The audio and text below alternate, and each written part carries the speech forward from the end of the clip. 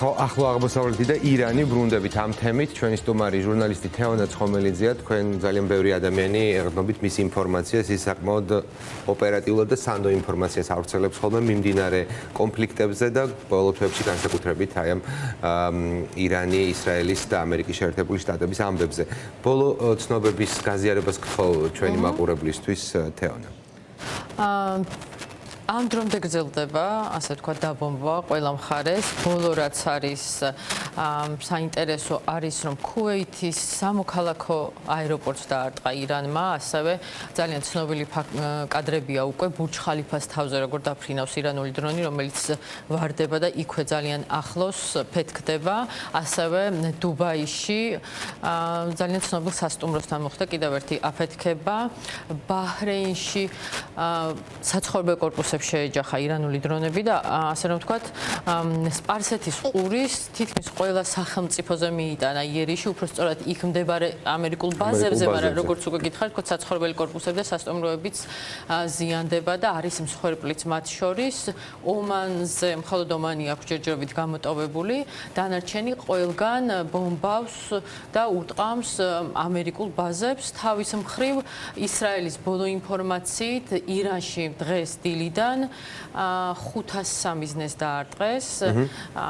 ბოლოს რაც გავრცელდა ინფორმაცია და კადრები იყო რაკეტების დამამზადებელი ობიექტი, სადაც ახლა ამ წუთებშიც ხანძარი არის და ფაქტობრივად განადგურებულია, შორიდანაც შეიძლება შეამჩნიო იმდენად დიდი ხანძარი იყო იქ და ასევე ისრაელის საჰაერო ძალებმა დღეს თქვეს, რომ მათ ისტორიაში ეს იყო ყველაზე დიდი საჰაერო ოპერაცია, რომელშიც 200 თვითმფრინავი იღებდა მონაწილეობას. მასშტაბი მართლა ძალიან დიდი არის და შეგვიძლია ვივარაუდოთ, რომ უახლოეს დღეებში ვიდრე ამერიკა არ მიაღწევს და ისრაელი საკუთარ მიზანს ეს პროცესი რაღაც შუაგზაში, რა თქმა უნდა, არ რახან ეს პროცესი დაიწყო, ცხადია, უნდა დასრულდეს, ხო, რაღაცა დასასრული ამ ყველაფერს უნდა ჰქონდეს. ფაქტია ისიც, რომ აი ამ მძიმე იერიშების შემდეგ, ისრაელი ამერიკის იერიშების შემდეგ ირანზე, თავად ირანმა საკმაოდ მძლავრად გამოიყენა როგორც კამიკაძე დრონები, ასევე შეტევას იარაღიც გამოიყენა, ბოლოს გავრცელდა ინფორმაცია და კასეტორს იყენებს, შედარებით არ არის ისეთი მძლავრი, მაგრამ სამაგეროდ დიდი არის უფრო მსხვერპლი, იმიტომ რომ ნაწილებიც ვიყო, ასე თქვა და მათ შორის სამოქალაქო მსხვერპლიც შეიძლება იყოს დიდი აი კასეტური იარაღის გამოყენების გამო. საკმაოდ ბევრი ინფორმაციას უყრის შენ თავს მთელი დღე-ღამის განმავლობაში, ალბათ აი ამ კონფლიქტურ ამბებს უზიხარ და შემდეგ უკვე შენს ოფიციალურ გვერდზე აქვეყნებ და ძალიან ბევრი ადამიანი შენს მიერ გავრცელებულ ინფორმაციას ეყრდნობა და ცხადია ბევრი რამ იცი. ან სამოქალაქო ჟურნალისტები თუ მსოფლიო მედია რას წერს ახლა მიმდინარე ამბებზე, ერთ-ერთი ხარ, ვინც ყველაზე უკეთ იცის.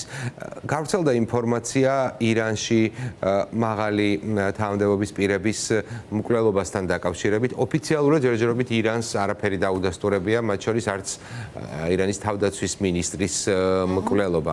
მიუხედავად იმისა, რომ ბევრ სხვადასხვა წყაროს ეყრდნობა ეს ინფორმაცია.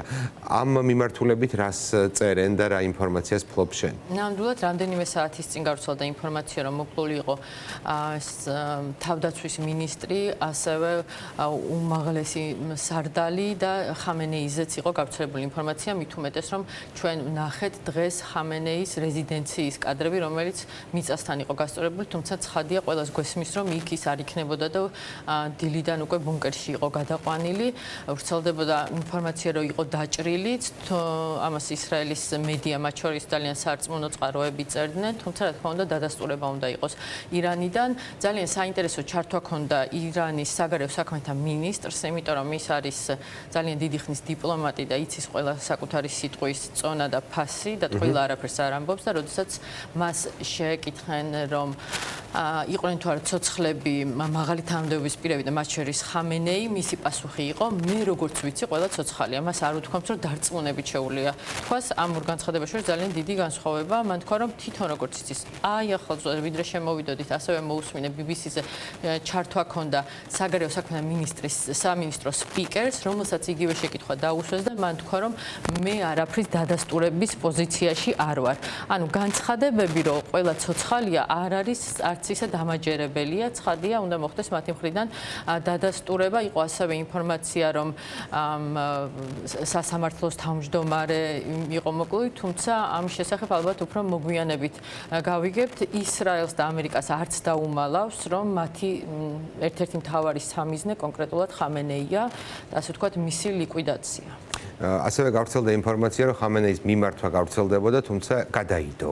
ხო, დღეს უნდა ყოფილიყო რამდენიმე ოფიციალური წყაროთ თქვეს, რომ ხამენეი დღეს მიმართავს ერს, თუმცა ჯერჯერობით ის არ ჩანს, თუ ის იმყოფება, არ ვიცი, ბუნკერში, ყოველ შემთხვევაში ალბათ ყველაზე დამაჯერებელი იქნება, თუ მას ცოცხალს გამოაჩენენ ან სხვა თანამდებობის პირებს. თუმცა დღეს რომ გადავხედოთ ოფიციალური განცხადებები გარდა ირანის საგარეო საქმეთა მინისტრისა, სხვა არც ერთ თანამდებობის პირს არ გაუკეთებია და მისმა პრეს-სპიკერმა, ასე ვთქვათ. კეთილი, თემი ცოტა დრო გრჩება, მინდა ირანელ ხალხზეც კითხო მათ განწყობებზე, რა განწყობები არის თავად ირანში, ხალხში, რომელიც არ ვიცი, სისხლში ჩაკლა ხო ბოლო თვეების განმავლობაში რეჟიმმა.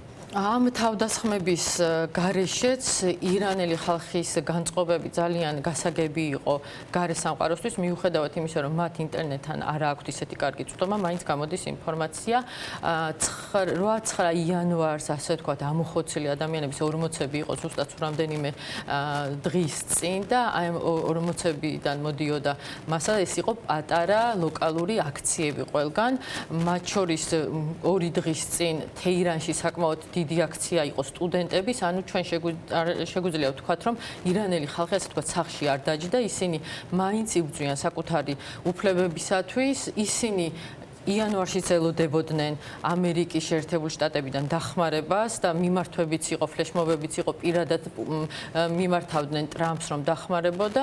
ამიტომ შეგვიძლია ვივარაუდოთ, რომ ისინი ახლა რაღაცა ელოდებიან, როგორ განვითარდება მოვლენები. დღეს ტრამპმა მიმართა სხვათა შორის ირანელ ხალხს და მისი განცხადების მთავარი პათოსი იყო, რომ როდესაც ჩვენ დავამთავრებთ ამ თავდასხმებს და როდესაც გავანადგურებთ ობიექტებს, უკვე თქვენს ხელშია ყველაფერი და თქვენ უნდა მოახერხოთ რეჟიმის დასრულება. იმედი ასეც იქნება. მადლობა, თევანა ცხომელიძე, ჟურნალისტი იყო ჩვენს ეთერში.